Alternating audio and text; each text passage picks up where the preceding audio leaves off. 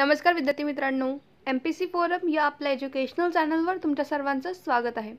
तर मित्रांनो, आजच्या लेक्चरमध्ये आपण महाराष्ट्रातील समाजसुधारकांमधील चौथे समाजसुधारक ते म्हणजे गोपाळ गणेश आगरकर यांच्याबद्दल माहिती पाहणार आहोत। ऑलरेडी आपण 3 समाजसुधारकांबद्दल डिटेलमध्ये इन्फॉर्मेशन अभ्यासलेली आहे आणि आज आपण गोपाळ गणेश आगरकर यांच्याबद्दल पूर्ण डिटेल्स अभ्यासणार आहोत।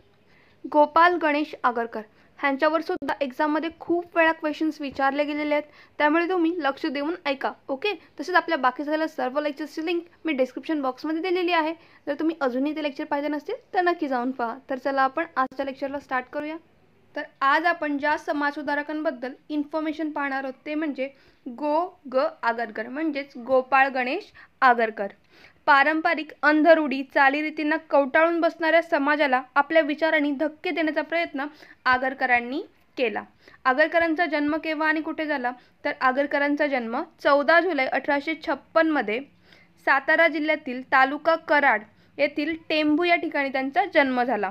कुठे तर 14 जुलै 1856 मध्ये सातारा जिल्ह्यातील कराड तालुक्यातील टेंभू या ठिकाणी त्यांचा जन्म झाला आणि ते ब्राह्मण कुटुंबातील होते। ओके, इतकं क्लिअर? कुठे झाला आणि कधी झाला लक्षात ठेवा, ब्राह्मण कुटुंबातील होते। त्यानंतर त्यांच्या पित्याचे नाव काय होते तर त्यांच्या पित्याचे नाव होते गणेश। त्यांच्या वडिलांचे नाव गणेश होते आणि त्यांच्या आईंचे नाव काय होते तर आईंचे नाव होते सरस्वती बाई। ओके, तर जन्म आपण पाहिला, त्यांच्या वडिलांचे नाव होते गणेश, त्यांच्या आईंचे नाव होते सरस्वती बाई। त्यांचा मृत्यू केव्हा झालेला तर मृत्यू झालेला 17 जून 1895 मध्ये पुणे या ठिकाणी। 17 जून 1895 मध्ये पुणे या ठिकाणी वयाच्या जवळजवळ 39व्या वर्षी दम्याच्या विकाराने वयाच्या 39व्या वर्षी त्यांचा मृत्यू झाला। जन्म कळाला 1856, मृत्यू 1895, म्हणजे साधारण 39व्या वर्षी त्यांचा मृत्यू झाला। आणि कोणत्या विकाराने तर दम्याच्या विकाराने वयाच्या 39व्या वर्षी पुणे या ठिकाणी त्यांचं निधन झालं। ओके, इतकी डिटेल्स क्लिअर? आता त्यांच्या शिक्षणाबद्दल आपण पाहूया। तर प्राथमिक शिक्षण त्यांनी कराड येथे मामाच्या घरी राहून पूर्ण केले। त्यानंतर कराड येथेच काही काळ त्यांनी मुन्सफ कोर्टात कारकुनी सुद्धा केली।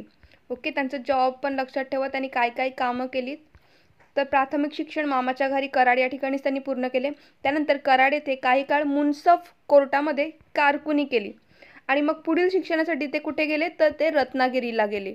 पुढील शिक्षणासाठी ते रत्नागिरीला गेले, परंतु गरिबी आड आल्याने पुन्हा कराडला परतले आणि तिकडे परतून काही काळ त्यांनी कंपाऊंडरची सुद्धा नोकरी केलेली आहे। ओके, सुरुवातीला कोणती नोकरी केलेली तर कारकुनी केली मुन्सफ कोर्टामध्ये कराड येथेच प्राथमिक शिक्षण पूर्ण झाल्यानंतर।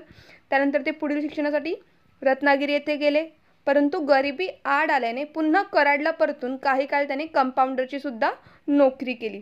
तर लक्षात ठेवा, पहिली कोणतं केलं आणि नंतर कोणतं केलं, सेकंड कंपाऊंडर आणि पहिला कारकुनी केली त्यांनी मुन्सफ कोर्टामध्ये। ओके, त्यानंतर मॅट्रिक परीक्षा त्यांनी अकोला येथून ते उत्तीर्ण झाले। मॅट्रिक परीक्षा अकोला येथून उत्तीर्ण झाले। प्राथमिक शिक्षण कराड येथे, मॅट्रिक परीक्षा अकोला येथे। तर मॅट्रिक परीक्षेनंतर महाविद्यालयीन शिक्षणासाठी आगरकरांनी पुणे येथे प्रयाण केले। ओके, त्यानंतर 1878 मध्ये डेक्कन कॉलेजमधून, कुठे आहे डेक्कन कॉलेज तर ते आहे पुण्यामध्ये आहे, 1878 मध्ये ते BA उत्तीर्ण झाले आणि 1878 मध्ये लोकमान्य टिळकांशी त्यांचा परिचय झाला आणि स्नेह जुळला। ओके, आतापर्यंत आपण काय काय पाहिलं तर प्राथमिक शिक्षण कुठे केलं त्यांनी कराड येथेच केलं। त्यानंतर मॅट्रिक परीक्षा कुठून पूर्ण केली तर ती अकोलामधून केली आणि त्यानंतर 1878 मध्ये ते पुणे येथे डेक्कन कॉलेजमधून BA उत्तीर्ण झाले आणि तिकडेच त्यांचा लोकमान्य टिळकांशी परिचय झाला। आणि इतिहास व तत्वज्ञान हे विषय घेऊन ते MA सुद्धा उत्तीर्ण झाले। त्यांचं एज्युकेशन कुठपर्यंत झालं तर ते MA पर्यंत शिकले आणि कोणते सब्जेक्ट घेऊन तर इतिहास व तत्वज्ञान हे 2 सब्जेक्ट घेऊन। त्यानंतर बुद्धी प्रामाण्यवाद, वैज्ञानिक दृष्टिकोन, ऐहिक जीवनाची स्मृतता यावर भर दिला त्यांनी। कोणकोणत्या गोष्टी तर बुद्धी प्रामाण्यवाद, याशिवाय व्यक्ती स्वातंत्र्य, वैज्ञानिक दृष्टिकोन, ऐहिक जीवनाची स्मृतता यावर त्यांनी भर दिला। आता आपण पुढे पाहूया। आता आपण पाहणार आहोत त्यांचे संस्थात्मक योगदान, म्हणजे त्यांनी काय काय कार्य केले। तर त्यांचं मी आता मगाशीच सांगितलं, 1878 मध्ये लोकमान्य टिळकांशी त्यांचा परिचय झाला। 1 जानेवारी 1880 मध्ये ह्यावर क्वेश्चन विचारलेला आहे। तर 1 जानेवारी 1888 मध्ये चिपळूणकर टिळक आणि आगरकर या तिघांनी मिळून न्यू इंग्लिश स्कूलची स्थापना केली. कुठे? तर पुण्यामध्ये. कोणी? तर तिघांनी मिळून, चिपळूणकर, आगरकर आणि टिळक. 1880 मध्ये 1 जानेवारी 1880 मध्ये पुण्या येथे न्यू इंग्लिश स्कूलची त्यांनी स्थापना केली. आणि आगरकरांनी न्यू इंग्लिश स्कूलमध्ये शिक्षकाची नोकरीसुद्धा पत्करली. त्यानंतर 1881 मध्ये लोकमान्य टिळकांनी 2 वृत्तपत्रे स्टार्ट केली. कोणकोणती? लक्षात ठेवा, महत्त्वाची आहेत, ह्यावर सुद्धा क्वेश्चन विचारला गेलेला आहे. एकतर केसरी आणि दुसरा होता मराठा. ही 2 वृत्तपत्रे कोणी स्टार्ट केली? तर ती टिळकांनी केली. केव्हा? तर 1881 मध्ये. आणि केसरी हे वृत्तपत्र कोणत्या भाषेमध्ये होते? तर केसरी हे वृत्तपत्र होतं मराठी भाषेमध्ये आणि मराठा हे वृत्तपत्र होतं इंग्रजी भाषेमध्ये. आणि त्यानंतर केसरी या वृत्तपत्राचे जे मराठी भाषेमध्ये होते ह्याचे पहिले संपादक म्हणून आगरकरांनी काम पाहिले. आणि ते कधी तर 1881 ते 87. 1881 ते 87 या काळात केसरीचे संपादक कोण होते? तर लक्षात ठेवा, गोपाळ गणेश आगरकर हे संपादक होते. पण त्यांनी स्टार्ट केलं नव्हतं हे न्यूजपेपर. सुरुवात कोणी केली होती या न्यूजपेपरची? तर लोकमान्य टिळक यांची ही वृत्तपत्रे होती, केसरी आणि मराठा. ओके, इथपर्यंत मित्रांनो क्लिअर असेल. ह्यावर क्वेश्चन विचारला गेलेला आहे. Each and every information important आहे. त्यानंतर आपण पुढे पाहूया. तर 1881 मध्ये वासुदेव बर्वे प्रकरण घडलं होतं आणि त्यामुळेच टिळक व आगरकर यांना 101 दिवसाची डोंगरीच्या कारागृहाची सजा सुनावली गेली होती. इम्पॉर्टंट आहेत. आता वासुदेव बर्वे हे कोण होते? तर कोल्हापूर संस्थानाचे दिवाण होते. वासुदेव बर्वे प्रकरण सर्वांनीच याच्याबद्दल ऐकलं असेल. जर नसेल ऐकलं तरी मी तुम्हाला शॉर्टमध्ये सांगते. तर का त्यांना शिक्षा झाली होती? तर टिळक व आगरकर यांनी आपल्या केसरी या वृत्तपत्रामधून वासुदेव बर्वे यांनी केलेल्या कट कारस्थानाबद्दल लिहिलं होतं आणि त्याचमुळे वासुदेव बर्वे यांनी सरकारी कोर्टामध्ये त्यांच्या विरुद्ध अपील केलं होतं. ओके, तर हे लक्षात ठेवा. त्यांच्या विरुद्ध त्यांनी खटला भरवला होता. कोणाविरुद्ध? टिळक आणि आगरकरांविरुद्ध. का? तर त्यांनी आपल्या केसरी या वृत्तपत्रामधून वासुदेव बर्वे यांनी जे काही कट कारस्थान रचलं होतं त्याच्याबद्दल लिहिलं होतं. ओके, इथपर्यंत तुम्हाला कळालं असेल. तर ते प्रकरण काय होतं तर ते तुम्हाला माहिती असेलच. जर नसेल माहिती तरी पुन्हा एकदा रीड करा आणि ज्यांना माहिती त्यांनी नक्की कमेंट करून सांगा. तर काय होतं ते? तर चौथे शिवाजी कोल्हापूरचे त्यांच्या विरुद्ध वासुदेव बर्वे यांनी कट कारस्थान रचले होते. ओके, त्यांना वेड ठरवलं होतं. तर ह्याच्याच रिलेटेड हे सर्व प्रकरण आहे. तर तुम्ही एकदा डिटेलमध्ये ते वाचून घ्या. त्यानंतर 1884 मध्ये डेक्कन एज्युकेशन सोसायटीची त्यांनी स्थापना केली. कोठे? तर पुणे येथे डेक्कन एज्युकेशन सोसायटीच्या स्थापनेत त्यांचा पुढाकार होता 1884 मध्ये. त्यानंतर 1885 मध्ये फर्ग्युसन कॉलेजची त्यांनी स्थापना केली. 1804 मध्ये डेक्कन एज्युकेशन आणि 85 मध्ये फर्ग्युसन कॉलेजची त्यांनी स्थापना केली. त्यानंतर 1887 मध्ये त्यांनी केसरीच्या संपादक पदाचा राजीनामा दिला. कोणी? तर आगरकरांनी केसरीच्या संपादक पदाचा राजीनामा दिला व टिळक डेक्कन एज्युकेशन संस्था यांच्याशी त्यांनी फारकत घेतली. टिळक आणि डेक्कन एज्युकेशन संस्था यांच्याशी त्यांनी फारकत घेतली. कधी? 1887. तर हे का झालं? तर टिळकांना राजकीय सुधारणा अपेक्षित होत्या, तर आगरकरांना तत्कालीन सामाजिक परिस्थिती विचारात घेऊन आपला सामाजिक सुधारणेचा मुद्दा रेटून धरला आणि यातूनच त्यांचे टिळकांशी बिनसले. ओके, टिळकांचं काय होतं? आधी राजकीय सुधारणा आणि आगरकरांचं काय होतं? आधी सामाजिक सुधारणा. तर हेच त्यांच्या वादाचं रिझन होतं. इथपर्यंत कळालं. 1887 मध्ये त्यांनी संपादक पदाचा राजीनामा केला. म्हणजे कधी? तर 1881 ते 1887 पर्यंत ते केसरीचे पहिले संपादक म्हणून आगरकरांनी काम केले. इथपर्यंत क्लिअर मित्रांनो. आता आपण पुढे पाहूया. तर जेव्हा त्यांनी संपादक पदाचा राजीनामा दिला केसरी या पदाचा, तेव्हा 15 ऑक्टोबर 1888 मध्ये त्यांनी स्वतःचे सुधारक हे साप्ताहिक स्टार्ट केले. ओके, स्वतःचं सुधारक हे साप्ताहिक कोणाचं आहे हे? तर हे आहे आगरकरांचं. केव्हा स्टार्ट केलं? 15 ऑक्टोबर 1888 मध्ये. आणि 1887 मध्ये त्यांनी केसरीच्या संपादक पदाचा राजीनामा दिला होता. तर सुधारक हे साप्ताहिक सुद्धा इंग्रजी व मराठी या 2 भाषेमध्ये होते. ओके. सुधारक हे स्वतःचे साप्ताहिक इंग्रजी व मराठी भाषेत त्यांनी सुरू केले. आणि सुधारक साप्ताहिकाच्या मराठी आवृत्तीचे संपादक कोण होते? तर जे मराठी आवृत्ती होती त्याचे संपादक होते स्वतः गोपाळ गणेश आगरकर. आणि जी इंग्रजी आवृत्ती होती त्याचे संपादक कोण होते? इम्पॉर्टंट आहे, जर क्वेश्चन विचारला तर लक्षात ठेवा. गोपाळ कृष्ण गोखले हे त्यांच्या सुधारक साप्ताहिकाच्या इंग्रजी आवृत्तीचे कोण होते? तर संपादक होते. आणि मराठीचे कोण होते? तर होते स्वतः आगरकर. क्लिअर. त्यानंतर 1892 मध्ये फर्ग्युसन कॉलेजच्या प्राचार्यपदी आगरकरांची निवड झाली.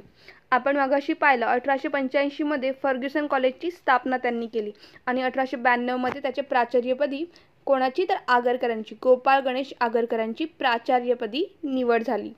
ओके, इथपर्यंत क्लिअर. आपण सुधारक हे साप्ताहिक त्यांचं होतं हे पाहिलंच. त्याचप्रमाणे अकोल्यातील वऱ्हाड समाचार, ओके, काय नाव आहे? वऱ्हाड समाचार, या पत्रात आगरकरांनी काही काळ लेख लिहिलेले आहेत. ओके, लक्षात ठेवा. सुधारिक हे त्यांचं स्वतःचं साप्ताहिक होतं आणि अकोल्यातीलच वऱ्हाड समाचार या पत्रात सुद्धा आगरकरांनी काही काळ लेखन केलेले आहेत.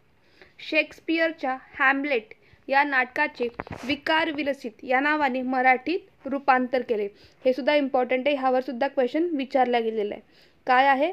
तर शेक्सपियरच्या हॅम्लेट या नाटकाचे विकार विलसित या नावाने त्यांनी मराठी भाषेमध्ये रूपांतर केले. डोंगरीच्या तुरुंगातील 101 दिवस हे पुस्तक सुद्धा त्यांनी लिहिलेलं आहे. यात आपण त्यांची साहित्य संपदा पाहतो. तसेच गुलामगिरीचे शस्त्र हे साहित्य सुद्धा त्यांनीच लिहिलेलं आहे. डोंगरीच्या तुरुंगातील आमचे 101 दिवस, जे आपण मगाशी कोल्हापूर संस्थानाचे दिवाण वासुदेव बर्वे प्रकरण पाहिलेलं आहे.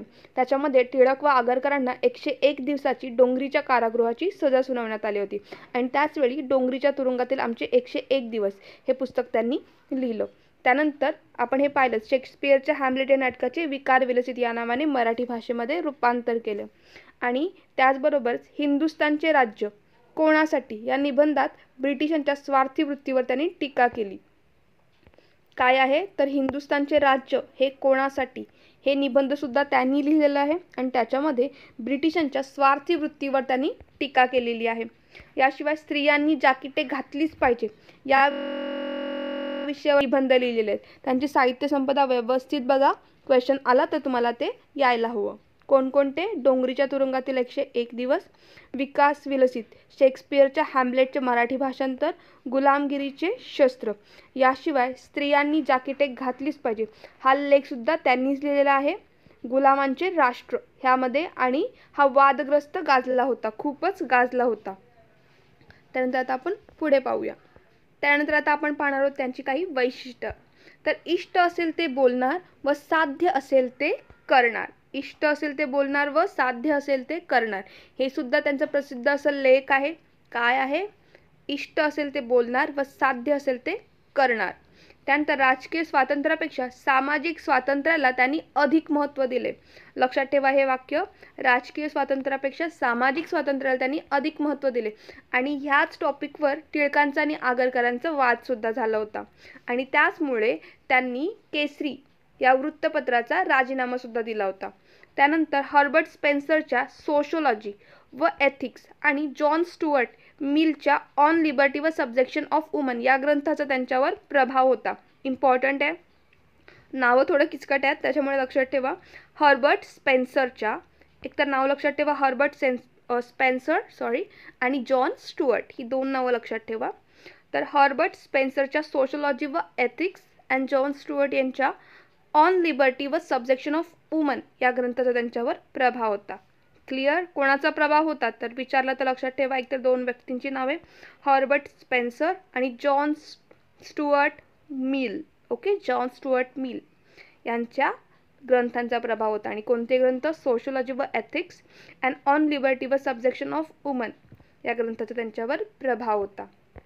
त्यानंतर पुढे बुद्धी प्रामाण्यवाद व व्यक्ती स्वातंत्र्य या दोन तत्वांना त्यांनी अधिक महत्त्व दिले. तर बुद्धी प्रामाण्यवाद म्हणजे स्वतःच्या बुद्धीला पटेल ती गोष्ट दुसऱ्यांना पटली नाही तरी चालेल पण ती करणे, आणि स्वतःच्या बुद्धीला न पटणारी गोष्ट जगाला मान्य असली तरी न करणे, हा आगरकरांचा बुद्धी प्रामाण्यवाद होता. आता तुम्हाला बुद्धी प्रामाण्यवाद याचा अर्थ कळाला असेल. आणि आपण सर्वांनीच या मार्गावर जायला हवं, याप्रमाणे वागायला हवं. त्यानंतर व्यक्ती स्वातंत्र्य. जन्मसिद्ध चातुर्वर्ण्य पद्धती आगरकरांना मान्य नव्हती. व्यक्तीसाठी समाज असतो, समाजासाठी व्यक्ती नव्हे, हे आगरकरांचे तत्व होते. समाजातील व्यक्तींचे परस्परांशी संबंध समतेच्या उदार तत्वावर अधिष्ठित झाले पाहिजे, असे आगरकरांचे मत होते. म्हणून बुद्धिप्रामाण्यवाद व व्यक्तिस्वातंत्र्य या दोन तत्वांना त्यांनी अधिक महत्त्व दिले होते. त्यानंतर ऐहिक जीवन समृद्ध करावे, पारलौकिक जीवनाचा विचार करणे व्यर्थ, असे त्यांचे मत होते. जिवंतपणी स्वतःची प्रेत यात्रा पाहावी लागलेले समाजसुधारक कोण होते? तर आगरकर. पुण्यातील सनातन्यांनी आगरकरांच्या प्रतिमेची प्रेत यात्रा काढली होती. म्हणूनच ही लाईन लक्षात ठेवा. जिवंतपणी स्वतःची प्रेत यात्रा पाहावी लागलेले समाजसुधारक कोण? तर गोपाळ गणेश आगरकर. वि. स. खांडेकर यांच्या मते आगरकर व चिपळूणकर हे मराठीतील दोन श्रेष्ठ असे निबंधकार होते. कोण? आगरकर, ज्यांच्याबद्दल आपण आता पाहिलेत, आणि चिपळूणकर हे मराठीतील दोन श्रेष्ठ निबंधकार होते. आणि हे कोणी सांगितलेलं आहे? तर वि. स. खांडेकर यांचे हे गौरवद्वार आहेत. ठीक आहे. तसेच मी मगाशी तुम्हाला सांगितलं की इष्ट असेल ते बोलणार व साध्य असेल ते करणार, हे त्यांचं काय होतं? आगरकरांचं ब्रीद वाक्य होतं. लक्षात ठेवा, ही मी मगाशी सांगायला विसरले तुम्हाला. आगरकरांचं ब्रीद वाक्य कोणतं? इष्ट असेल ते बोलणार आणि साध्य असेल ते करणार. तसेच आगरकरांच्या आधी म्हणजे मगाशी मी सांगितलं 1892 मध्ये आगरकर फर्ग्युसन कॉलेजचे प्राचार्य बनले. पण मग त्यांच्या अगोदर कोण होते? तर हे लक्षात ठेव, वामन शिवराम आपटे. ओके. 1892च्या पूर्वी फर्ग्युसन कॉलेजचे प्राचार्य वामन शिवराव आपटे होते. त्यानंतर कोण बनले? तर आगरकर बनले. क्लिअर. तर आपण आगरकरांबद्दल जेवढी काही इन्फॉर्मेशन आहे ती सर्व डिटेलमध्ये अभ्यासलेली आहे. म्हणजे क्वेश्चन विचारले तर तुम्हाला ह्यातून येण्याचे खूप दाट अशी शक्यता आहे. सो तुम्ही हे व्यवस्थित लेक्चर पाहिलं असेलच, तरी पुन्हा एकदा पहा, म्हणजे तुमची रिव्हिजनसुद्धा इकडे होईल. ठीक आहे. तर आता मी इकडे हे लेक्चर संपवते. तर मित्रांनो, तुम्हाला हा लेक्चर आवडला असेल, यूजफुल वाटला असेल तर लाईक आणि शेअर करायला विसरू नका. आणि अशाच लेक्चरसाठी आपल्या चॅनलला नक्की सबस्क्राईब करा. तर भेटूया पुढच्या लेक्चरमध्ये. थँक्यू.